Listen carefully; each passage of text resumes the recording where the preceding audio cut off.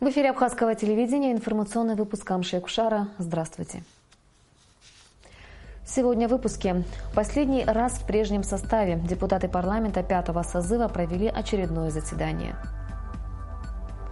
Вперед за Родину. Минобороны Абхазии объявляет прием документов на обучение в военных вузах России.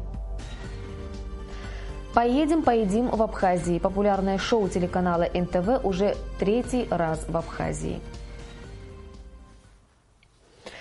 Депутаты парламента 5-го созыва собрались последний раз в нынешнем составе. На заседании было рассмотрено 11 вопросов, среди которых законопроект о продлении срока полномочий депутатов Галского районного собрания, закон о топонимике, отчеты об исполнении бюджета за 2016 год. Подробности у Ренаты Шакая.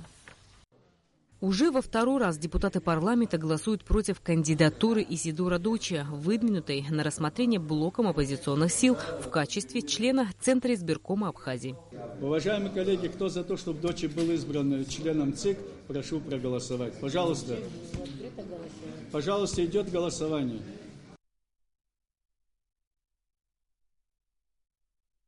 Вице-премьер-министр финансов республики Дмитрий Сериков вынес на рассмотрение депутатов парламента отчет об исполнении республиканского бюджета за 2016 год. Он отметил, что на выплату заработной платы было направлено более 20% от всех расходов республиканского бюджета. В 2016 году было погашено в полном объеме задолженность республиканским учреждениям по заработной плате за 2015 год. На эти цели было направлено более 175 миллионов рублей, отметил в своем отчете Дмитрий Сериков. Отчет об исполнении республиканского бюджета Республики Абхазия за 2016 год парламентариями был утвержден единогласно.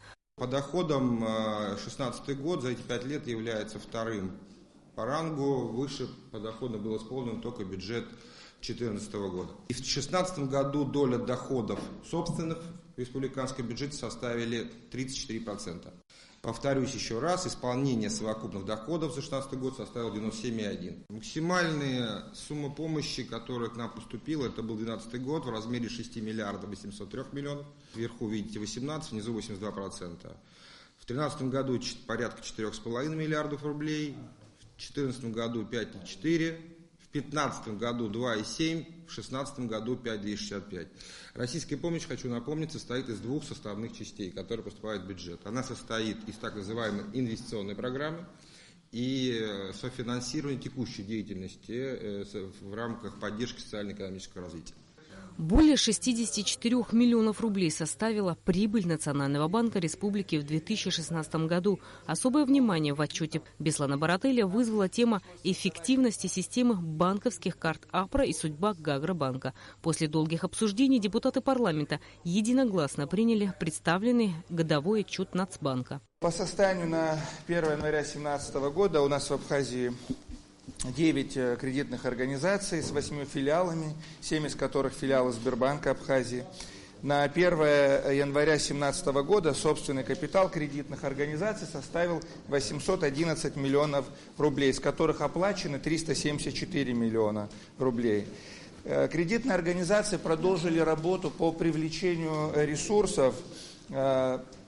И, соответственно, на 1 января 2017 года привлеченные ресурсы кредитных организаций составили 5,5 миллиарда рублей, и они выросли на 26%. Связано это с тем, что оживает экономика, и многие предприниматели, в том числе индивидуальные, открывают счета коммерческих банков, то есть культура обслуживаться в банках, она немного увеличивается.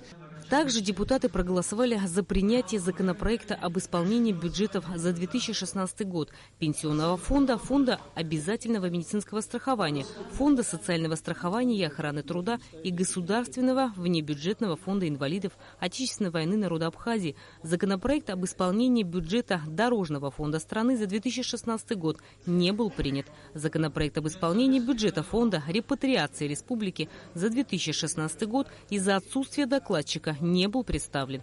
На сессии Народного собрания также рассматривался законопроект о продлении срока полномочий депутатов органов местного самоуправления Галского района. В прошлом году в Галском районе выборы депутатов в органы местного самоуправления не проводились. В районном собрании работают депутаты, избранные еще в феврале 2011 года. Как отметил спикер парламента Валерий Бганба, из-за несвоевременной выдачи паспортов и вида на жительство жителям Галского района полномочия местных депутатов были продлены до 12 февраля текущего года. Так как вопрос паспортизации в этом районе все еще не решен, депутаты Народного собрания практически единогласно приняли законопроект о продлении срока полномочий депутатов органов местного самоуправления Галского района. Во втором и окончательном чтении был принят законопроект о наименовании географических объектов Республики Абхазия. Рената Шакай, Роберт Ломи, Абхазское телевидение. По сообщению Центра избиркома, сегодня была зарегистрирована инициативная группа по выдвижению Леонида Лакербая кандидатом в депутаты парламента Абхазии по Гудаутскому избирательному округу номер 17. Решением ЦИК повторные выборы по данному округу назначены на 14 мая 2017 года. Информационное агентство ТАСС сообщает, что Россия отказалась обсуждать в Совете безопасности ООН вопрос о суверенитете Абхазии и Южной Осетии. По информации ТАСС, на закрытой встрече Совета безопасности ООН во вторник, 28 марта, Украина подняла тему предстоящих президентских выборов и референдума в Южной Осетии.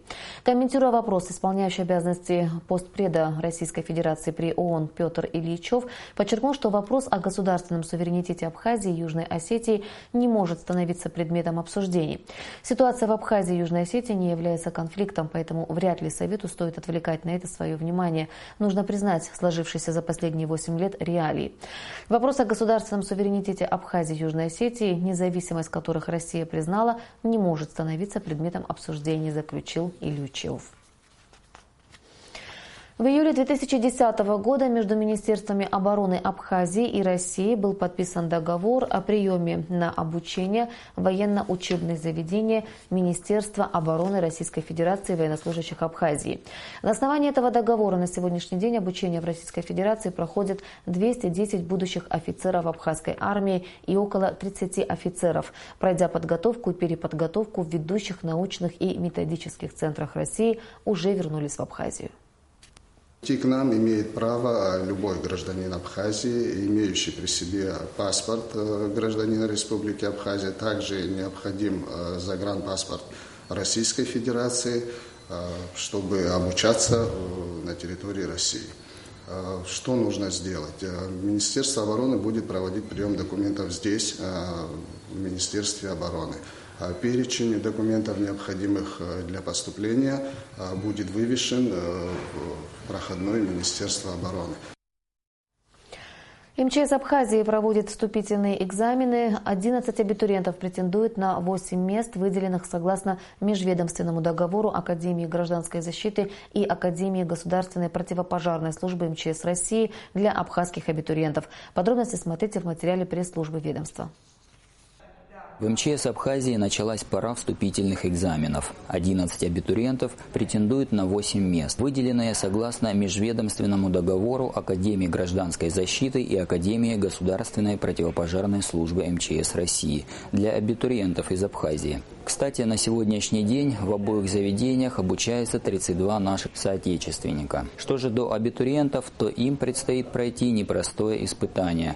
Вначале психологическое тестирование, где определяются психологические особенности будущих курсантов в контексте соответствия тем эмоциональным нагрузкам, которые присущи профессии спасателя и пожарного. Затем физическая подготовка. Необходимо уложиться в действующие нормативы. Следующий экзамен – диктант по русскому языку. Для наиболее объективной оценки результатов вступительных экзаменов руководство МЧС Абхазии уже не первый год привлекает специалистов Министерства образования Абхазии. Подобная практика уже показала свою эффективность. 3 апреля абитуриентам предстоит сдать экзамен по математике, а 5 апреля по физике. По итогам вступительных испытаний 8 ребят и девушек станут студентами самых престижных вузов МЧС России и через 5 лет вернутся уже дипломированными специалистами в подразделения МЧС Абхазии. У Национальной библиотеки Абхазии имени Ивана Папаскир юбилей. Ей 95. Как выглядит главная библиотека страны после капитального ремонта и какие уникальные книги хранятся в ее архиве, расскажут наши корреспонденты. Национальная библиотека Абхазии обладает уникальным фондом, который составляет более 4500 изданий. Есть даже первая абхазская книга, написанная более века назад, в 1912 году. Книга осталась в единственном экземпляре. Она была составлена патриархом абхазского языка и литературы Дмитрием Гулия. Во время Отечественной войны народа Абхазии архив Республиканской библиотеки был практически разорен, а само здание не раз подвергалось артобстрелу. Библиотечная сеть, конечно, была разрушена. Из ныне существующих библиотек 37, в том числе и научные библиотеки, которые сегодня работают, они все являются высокоинтеллектуальными, высокопрофессиональными, знающими библиотечное дело. При этом Национальная библиотека функции еще вменено в функции книжной палаты, где мы занимаемся регистрацией, выдачей шифров. Ну и, конечно, чтобы по стандарту, издательскому стандарту книги выходили, эта миссия выполняет с 2008 года Национальная библиотека. И еще она является методическим центром. Сегодня Национальная библиотека – это не просто учреждение культуры и место, где можно просвещаться, но и целая команда профессионалов, стремящихся популяризировать чтение, особенно среди подрастающего поколения. Здесь часто проходят творческие вечера и фестивали. В нашей библиотеке есть также специальная литература на носителе Брайля, предназначенная для слепых. С 2000 года библиотека работает над созданием электронного каталога. На сегодняшний день он насчитывает более 117 тысяч книг. У нас 11 отделов. Отдел абонемент, отдел краеведческой литературы, электронное обеспечение, иностранный отдел, фондохранение. То есть вот эти все книги, где в фондохранении находится отдел редких книг, которые мы сейчас вот расставляем, и вы увидите. Стоит отметить, что в каждом отделе есть читальный зал. Совсем скоро здесь появятся компьютеры, с помощью которых читателю не составит труда найти ту или иную книгу по существующему электронному каталогу. У нас открылся, давно уже существует отдел электронного обеспечения, но в современном здании, как вы видите, с ремонтом у нас появилась возможность, чтобы каждый пользователь смог, сидя за столом с книгой, пользоваться и персональным компьютером. В нашем отделе, например, будет 8 мест для пользователей. Такая возможность в каждом отделе будет, как в читальном зале, в абонементе, в иностранном отделе. То есть пользователь сможет совмещать выход в интернет, скачивание книги, нашу программу электронную, то есть те или иные книги, которые мы имеем, а также тут же распечатать сможет, скинуть на флешку. Совсем скоро состоится официальное открытие Государственной национальной библиотеки имени Ивана Папаскир. А тем временем коллектив учреждения готовится к научной конференции, посвященной 95-летию со дня основания главной библиотеки страны. Наала Ковиса, Ида Гухава, Абхазское телевидение. Съемочная группа программы «Поедем канала НТВ снова в Абхазии. Популярный ведущий Джон Уоррен и его команда из 5 человек уже бывали в Абхазии, но их программы были посвящены рецептам и особенностям национальной кухни. На этот раз главными героями «Поедем» стали абхазские народные песни, горы, чистый воздух и вино. В перерывах между съемками ведущий программы Джон Уоррен раскрыл причины своих частых визитов в Абхазию. Волшебная природа, чистейший воздух и ласковое, теплое море. Вы еще за всем этим едете в Турцию, да? Съемочная группа популярной программы российского телеканала НТВ «Поедем» и ее ведущий Джон Уоррен вот уже в 3-й раз в Абхазии. Во время своего предыдущего визита знаменитые путешественники успели посетить практически все достопримечательности страны и познакомиться с культурой абхазов. Здесь повсюду встречаешь открытый взгляд и открытую ладонь. Вот это, наверное, самый главный символ Абхазии. Не нуждается в объяснениях, да? Открытость, дружелюбие, гостеприимство, мир во всем мире и в Абхазии. Поедем, поедим – это увлекательная и вкусная экспедиция по всему миру. Главные герои программы – жители деревень, охотники, рыболовы, геологи, представители разных национальностей и народностей. У них свои рецепты вкусной и здоровой пищи, которыми они делятся со зрителями канала НТВ. Джон Уоррен не только попробовал блюда абхазской национальной кухни, но и сам приготовил курицу по местному рецепту. А наша изюминка аджика особенно пришлась по душе популярному ведущему. Вот это чисто абхазская тема, да? Да. О! Вот это круто. На сей раз поедем, поедим приехали в абхазское село Дурипш, которое славится не только чистейшим воздухом и горными пейзажами, но и сохранившимися традициями абхазского застолья и песнопения. Застольные пения российский ведущий, родом из Великобритании, даже поддержал, как смог.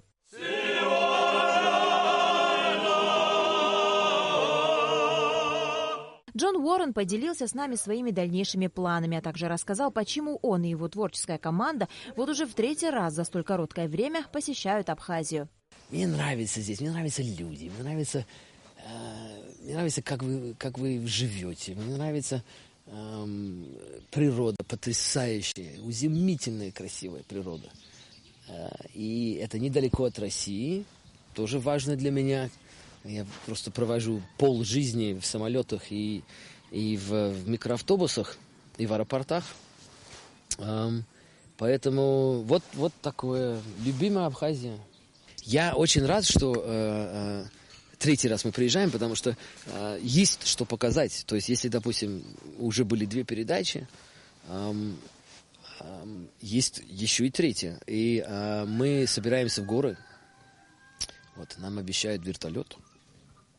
Потому что это надо показать. Необходимо отметить, что съемочная команда Джона Уоррена прибыла в Абхазию по приглашению Министерства по курортам и туризму. Заместитель министра Астамар Ахба отметил, что съемки популярных передач в Абхазии, таких как «Поедем, поедим», имеют огромное значение для популяризации нашей страны, особенно в преддверии летнего сезона.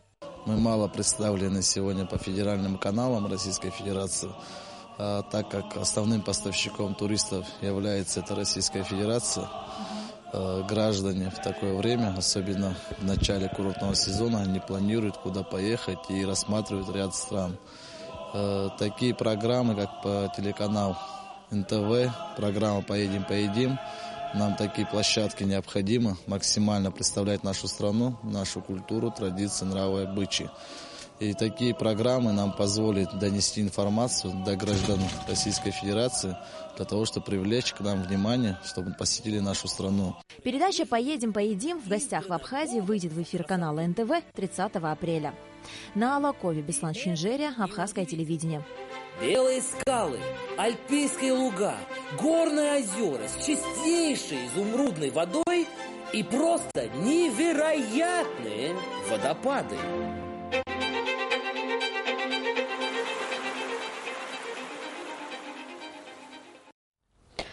Главная дорога, которая ведет к Кадурскому ущелью, вот уже на протяжении 20 лет требует капитального ремонта. Ситуация ухудшается с каждым годом. Доехать порой до Кадурского ущелья становится невозможно, особенно в дождливую погоду. Более того, буквально несколько дней назад здесь произошел обвал скалы. О том, как решить эту проблему и кто будет этим заниматься, узнавала Сария Смар. Ремонт дороги, которая ведет к Кадурскому ущелью, последний раз проводился более 20 лет назад. Дорога уже практически обвалилась. Местами по множеству раз проводился ямочный ремонт. Одним словом, добраться до Кадурского ущелья порой бывает невозможно.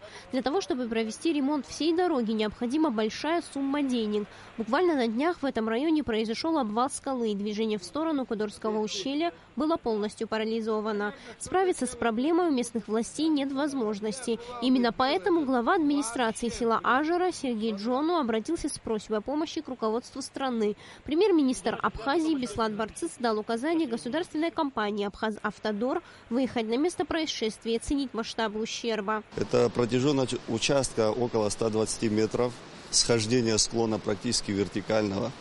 Участок засыпан высотой от 2 до 4 метров.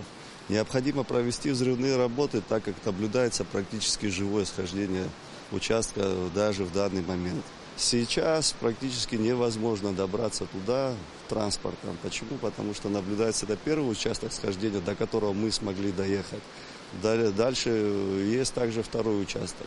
которому не подъехать на сегодняшний день. Необходимо провести оперативное вмешательство. В полуразрушенном состоянии находится и один из тоннелей, который ведет к Кодорскому ущелью. Ситуация с каждым днем ухудшается. Постепенно рушатся его стены. Необходимо провести оперативное исследование тоннеля. Наблюдаются трещины, которые увеличиваются. Почему говорю наблюдаются? Потому что это 2013 год. Мы также выезжали с комиссией, наблюдали эти туннели. Состояние ухудшается. Специалисты уверены в том, что если не решить эту проблему в ближайшее время, возможно, дорога будет заблокирована. Царьесмыр, Алексей Гухава, Абхазское телевидение. Баскетбольный турнир «Локобаскет», организованный акционерным обществом «Российские железные дороги», завершился в Гудауте. В финале встретились баскетболисты из Сухума и Гагры. Подробности в материале Энвера Арджения.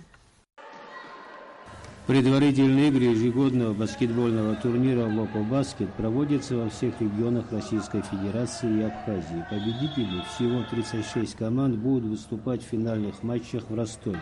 За право получения путевки в Гудауте играли 7 команд. Среди ребят удачнее всех оказались сухумские и гагрские баскетболисты, которые и встретились в финале. Эти турниры проведены специально для общеобразовательных школ, для того, чтобы развивать отношения. Мы выявляем лучших игроков для сборной Абхазии, выявляем лучших педагогов, тренеров, всех тех работников Министерства образования и спорта, которые занимаются детским спортом.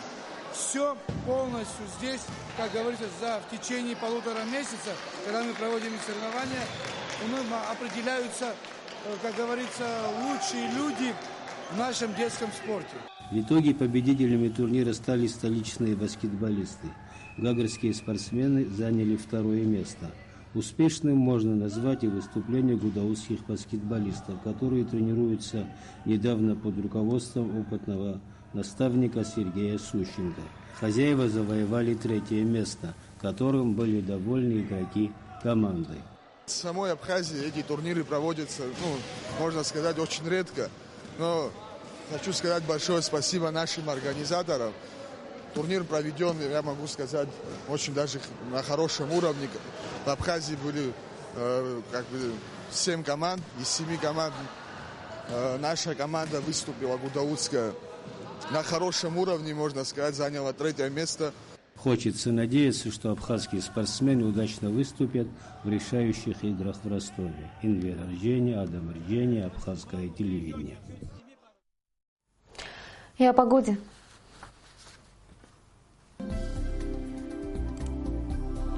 По сообщению гидрометеослужбы, завтра в Абхазии ожидается переменная облачность без осадков. Температура воздуха ночью плюс 5-7, днем плюс 16-18 градусов.